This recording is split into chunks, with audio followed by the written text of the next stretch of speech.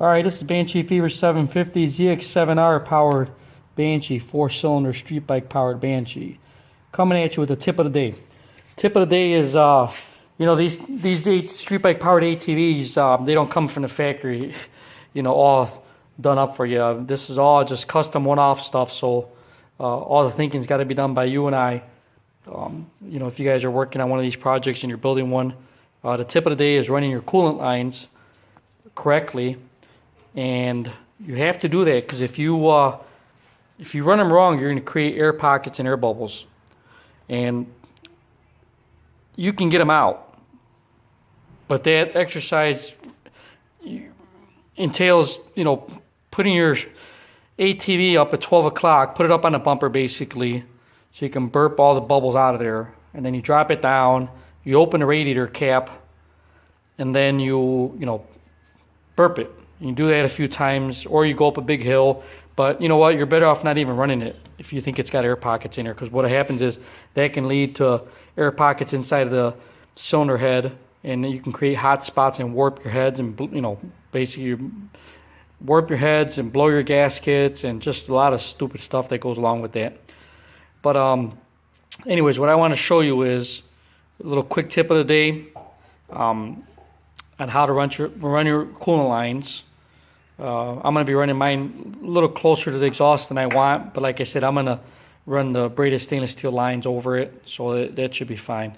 And there'll be plenty of room in between there. There's adequate room. We're going to run it against it, But anyways, so what I did was my method, okay, and I'm sure to help anybody else out there, is to take a level. It doesn't have to be a 3-foot level, but you basically, if you can look up here and you see the radiator, okay? Now there's my radiator.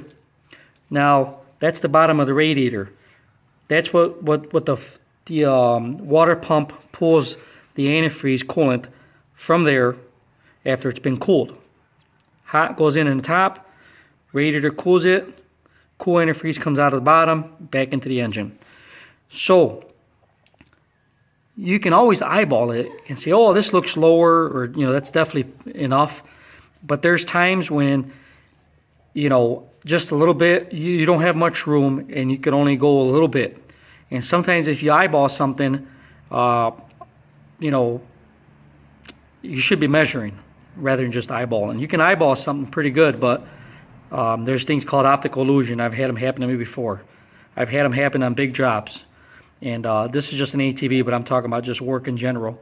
And I've seen buildings that were off center and off kilter, all because somebody decided to eyeball it.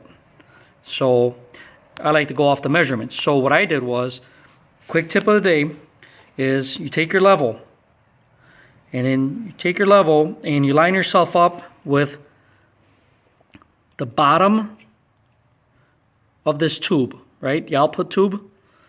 Okay, so if you take your level and you line it up there, and you run it level, and you see this right here, that's the level point of the bottom of the tube.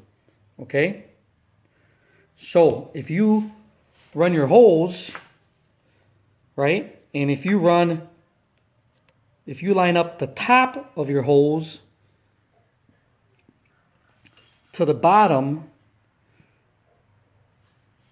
of the nipple over there, or the other end, then you know for sure you're not back pitching. You know that this point is lower and not higher.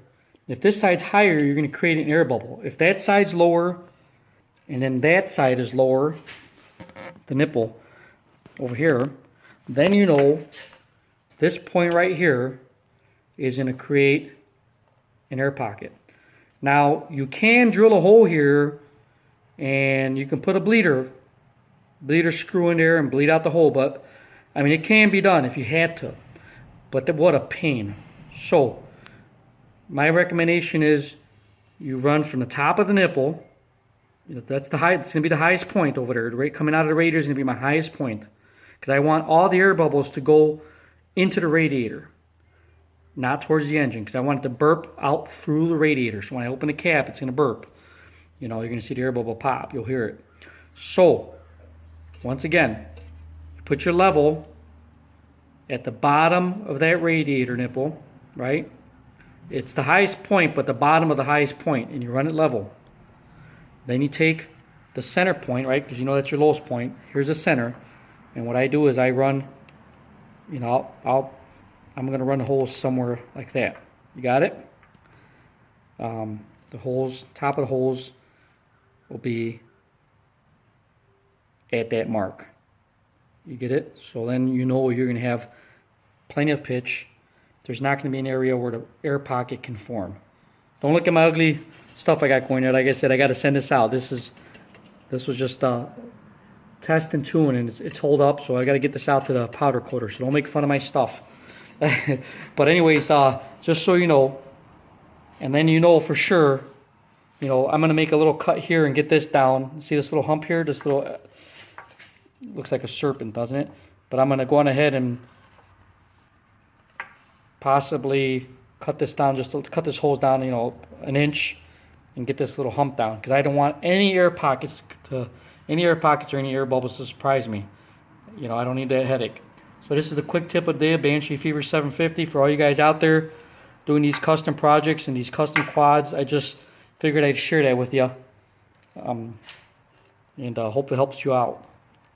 I was sitting here thinking, I says, you know what a good piece of information to share with somebody else out there. Because I've seen some people building these things, and sometimes, you know, you get caught on a little tough spot like that. And like I said, you can eyeball it, but you know, you're always better off to measuring it. When you measure it, you know it's for sure. When you eyeball it, yeah, unless unless you've got a lot of room to play. But I can't. If you look here, I can't. I don't want my, you know, I can eyeball it down here, but I don't want that. You know, I'm going to hide this right back here, right behind this frame rail, and I want to make sure, you know, I can stay as high as I can above the headers.